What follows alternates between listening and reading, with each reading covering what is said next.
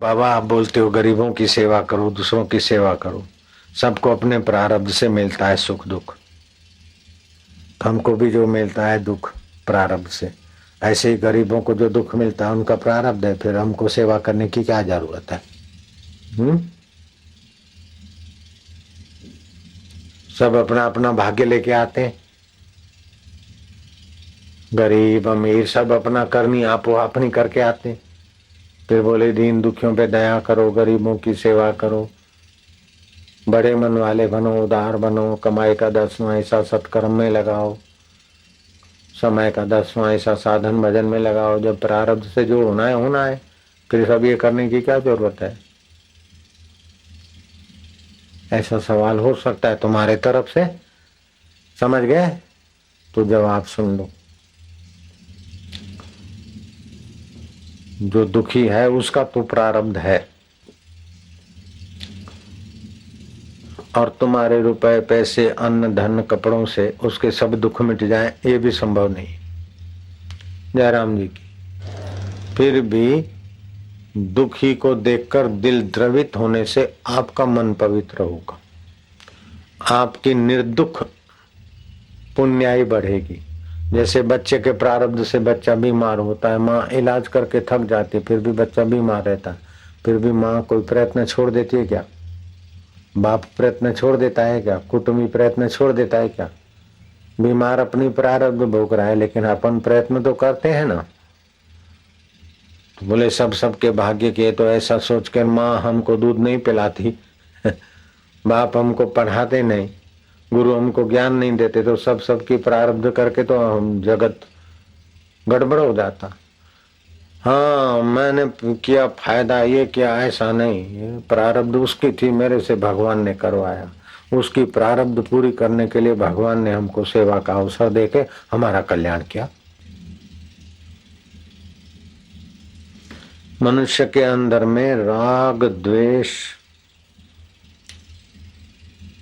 काम क्रोध लोभ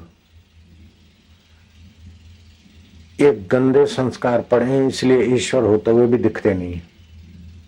साफ सुथरा मधुमय ईश्वर का रस होते हुए भी जीवन गंदा और दुख से भरा है। एक गांव के लोग किसी संत को प्रार्थना करते करते थक गए। संत ने कहा आएंगे आएंगे आएंगे, कुआं खोदेंगे बाबा, आप जहां पानी बताओगे। बाबा ने बोला ऐसा ऐसी दिशा में खोद दो। पानी हुआ हरा बड़ा मीठा नारियल जैसा पानी। लोगों की और श्रद्धा बढ़ गई। बाबा अब तो कुआं का मुहूर्त के निमित्त, सत्संग के निमित्त आपको हमारे गांव में चरण रखने होंगे। लोगों ने बड़ा आग्रह किया, तो बाबा ने तिथि तारीख तय की। तिथि तारीख तय की तो गांव के लोगों ने देखा कि बाबा जी तो कल आएंगे, पानी तो अच्छा निकला है, ऐसे ऐसे साधन से खिंचवाने का उद्घाटन बाबा से करवा देंगे। तो पानी खींच के देखा तो अरे पानी में तो बदबू आ रही है, परसों तरसों तक तो ठीक था। किसी ने बताया कि अरे इसमें वो कुत्ते के पिल्लर पड़ गए थे लड़ते झगड़ते। तो गांव के लोगों ने पानी उलेच दिया। पानी उलेच दिया तो देखा कि वो गंदा पानी तो निकल गया। दूसरे दिन बाबा आए और बाबा से विमोचन कराने को पानी की गगरी छोटी सी खिंचवाई। बाबा ने खिंचवा के यूं किया तो नाक पे बाहर मत बो। बाबा ने कहा ये क्या है पानी? तुम तो बोलते थे नारियल का पानी है ये पानी कैसा गंदा है? बोले बाबा पानी तो गंदा हमने निकाल दिया। बोले कैसे? बोले वो कुत्ते के पिल्लर पड़ गए थे तो पानी गंदा हो गया था तो हमने निकाल दिया। बोले पानी तो निकाल दिया गंदा, वो कुत्ते के पिल्लर निकाले। बोले वो कहाँ है? वो तो नहीं निकाले। ऐसे ये काम क्रोध लोभ मोह ये जो 5 कुत्ते के बच्चे हैं विकारों के, वो पड़े हैं, इसलिए मधुर भगवत रस भी बदबू वाला जीवन हो जाता है। तो पहले इन बुराइयों से बचने का इरादा बनाते जाएं और फिर दूसरा साधन करते जाएं। बोले हम तो साधन करते जाएंगे, साधन तो करते जाएंगे, बुराई से बचेंगे नहीं।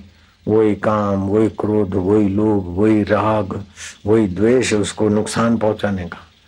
तो ये जो पिलर परे रहेंगे तो महाराज कितना भी बढ़िया पानी झरनों से आता जाएगा, लेकिन बदबू वाला होता जाएगा।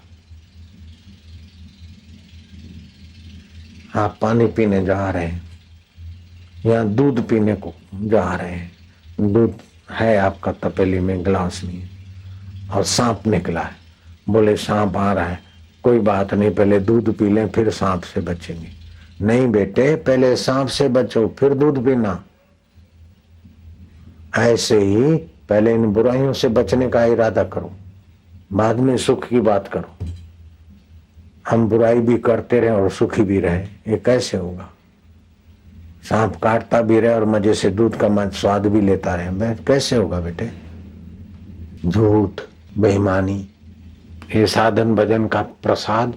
जैसे कुएं में पिल्लर पड़े, पिल्ले बोलते, पिल्लर जो भी समझे, कुत्ते के बच्चे, पिल्ले पड़े और पानी तो निकाल दिया, दूसरा ताजा पवित्र पानी आया, फिर भी वो तो बदबू वाला होगा ना।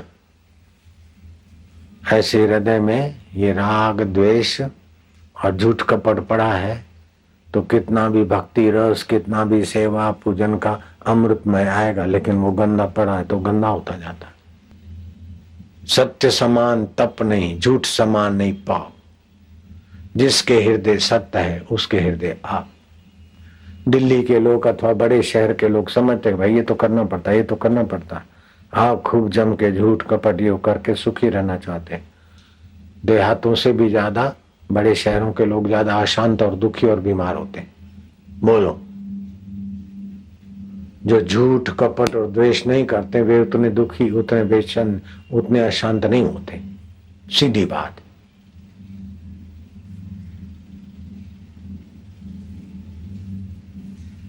जो चतुर बनकर दूसरे को ठगता है या दूसरे से बदला लेकर दूसरे को धोखा देता है या ये करता है, वो देर सवेर उसको भी बड़ा कष्ट सहना पड़ता है।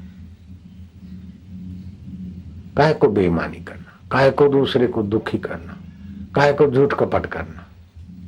जरा जरा बात में बहू सासू से झूठ बोल जाए, सासू बहू से बोले, देरानी जेठानी एक दूसरे का विश्वास घुमाते। झूठे आदमी पे विश्वास नहीं होता। बच्चे ने कुछ गलती की और बोले माँ देखो सच बताता हूं मेरे से गलती हो गई, तो माँ का अंतर्यामी खुश होगा, बच्चे को माफ करे।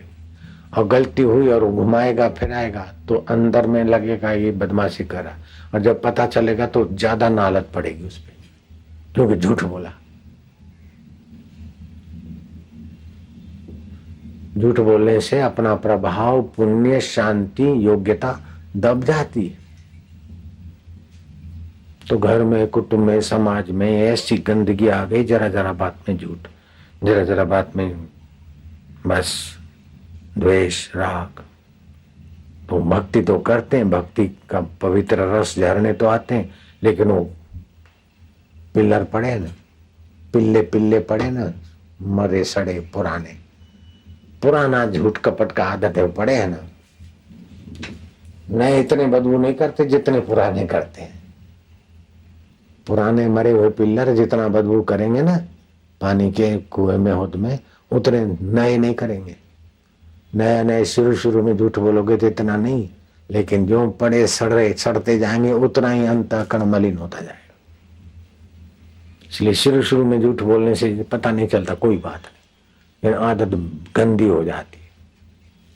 और झूठ बोलने वाला जब बोलेगा ना, उसकी आंखें इधर उधर घूमती होगी, समझो ये कपट से बोलता है। जितनी आंखें चंचल उतना आदमी अविश्वसनीय। नारायण नारायण नारायण नारायण।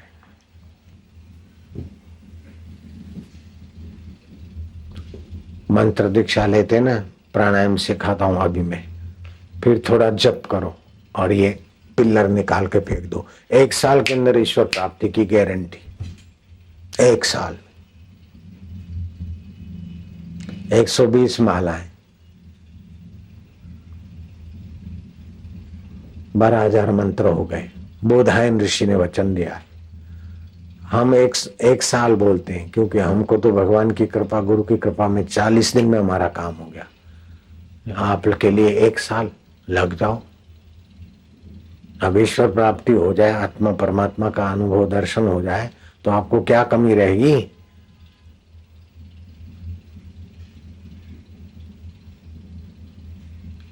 लेकिन आप बोलो ये भी पिल्लर भी पड़े रहे और 12 में नए करे, बोले पानी अभी भी जीवन अभी वैसा है, तो हुई ये निकालना पड़ेगा। काम, क्रोध और लोभ, ये 3 छोड़ के भजन करो। 1 साल के अंदर ईश्वर माँ माँ माँ को बुलाते। भगवान का जप करना मतलब भगवान को पुकारना है। माँ को पुकारे और माँ नहीं आए तो उस माँ को मर जाना चाहिए। भगवान को पुकारे और ये कचरा निकाल के जो भगवान के आगे, और भगवान नहीं आए तो ऐसे भगवान को मर जाना चाहिए, ऐसा बोलते थे महापुरुष।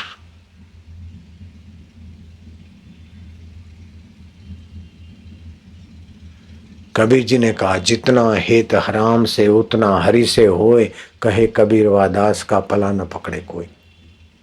जितना ही नश्वर दुनिया से प्रीति उतना अगर भगवान से हो जाए तो कोई दुख, कोई चिंता, कोई परेशानी आपको छू नहीं सकती।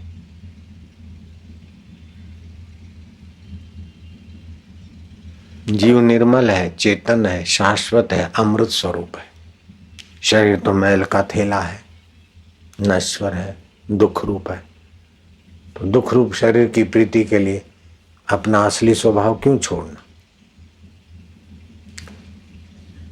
रामायण में आता है, शंकर सहज स्वरूप संहारा, लागी समाधि अखंड अपारा। शिव जी ने सहज में अपना स्वरूप, शुद्ध स्वरूप को संभारा, अखंड समाधि लग गई, अखंड सुख हो गया।